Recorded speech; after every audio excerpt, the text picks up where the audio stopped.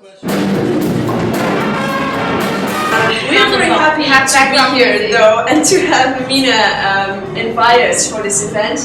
We met her, it was a coincidence, it was the start of the cultural year in Maastricht. And we walked in this alley, and there she was with her poems, and we read some of them, and we were like, this is nice. So we told her about our project, and she liked it as well, and then we stayed in touch, and now she invited us to come and present it to you here during the Vredesdialoog in Maastricht. So that's how it all began. And our project is called Piece of You, Piece of the World, which you can take literally, een stukje van jou, vrede van de wereld. And the goal, well, it says here, it says all the nations of the world in one book about peace. We have quite an ambitious goal. We're working towards a book, we want to publish it, and it has to contain at least one vision from each nation, land, country, region in the world. So we're looking for everything for the entire world to be in this book. And then in the end, we also think that people share core values, and that will become clear in this book. You can, yes? Go on. So that's the beginning of this story. What we do, we interview people and we ask them, what does peace mean to you and what does it mean to your culture? Also, do you have that peace right now or don't you? And if you don't, what do you think should be changed in order for that peace to happen? Or what do you think that your country can do for you to achieve that kind of peace? We really want first-hand stories from people that we really met and that really give their personal view on what peace means. And what we want to do now is take you through some of them, some of our favorites. Raluca will do a few and I will do a few so you get an idea of what will be in the book. And then in the end we hope that you have a few of your own, maybe you want to share it with us, you can always do so. So Raluca, you have the floor for the first. Thanks for existing and for inspiring us to do this. What I'm going to propose you is to take you around the world. And I'm going to take you to the Asian continent, then to Africa, to Latin America, and then come back to Europe and go back again to Africa. So we're going to start with Peru. In the picture here you see Arequipa, which is one of the cities in Peru. It is a girl dressed. Our contributor from Peru, Alejo, he was born in Lima, raised there, but he also traveled all around the world. So he really had a good feeling about what peace was for his country compared to what he's seen abroad. So looking back at their history, you have Lima, which is their most important city, and you have all the other cultures that are influenced by Lima. When arriving there, they have all these social layers, so it's not really, they don't really mingle. But next day, something amazing happened because one of the boys came running to them and said, specifically to her, and said, yesterday when you came and talked to us, I had a gun and I was going to use it on someone. But because you came there and because you talked to us in that way, I feel that I need to change.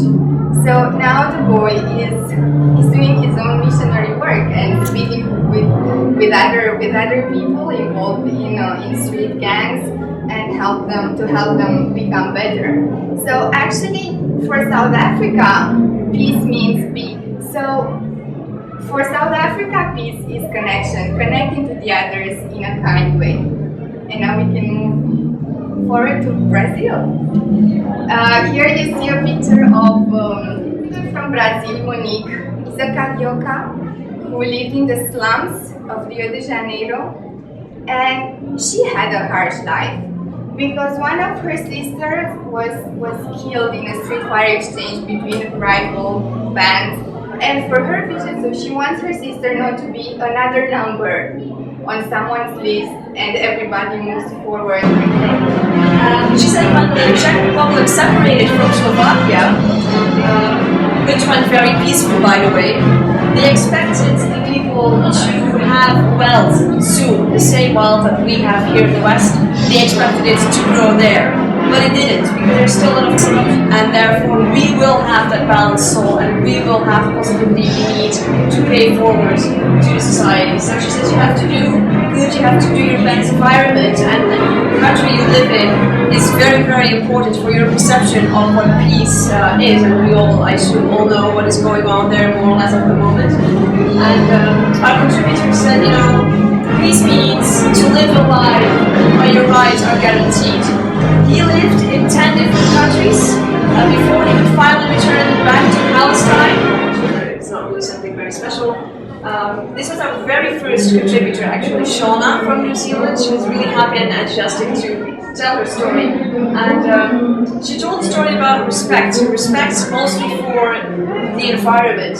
And she says you cannot live in peace as people if you don't live in peace with the environment. You have to feel connected to the land and to the earth. You have to take care of them as you would take care of your family. And that is when you respect the environment, you can also respect other people. And she says, you know, you have to respect different languages, different cultures, and live together, which she sees as linked with living with nature in peace. To her, it also means living together.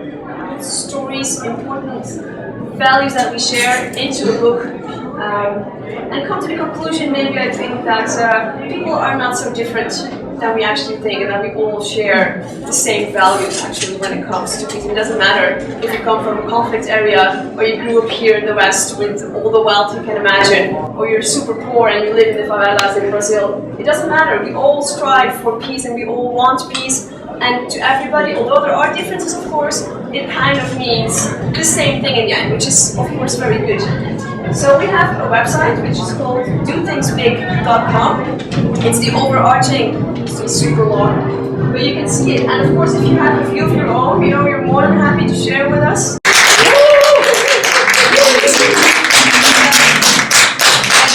I just want to leave you with one quote. Oh, that's true. And because this really provides the essence of peace. So we took it because we thought that it's powerful, it's meaningful, and it really applies to every living being in this world. This is beautiful because this is what the peace dialogue is all about.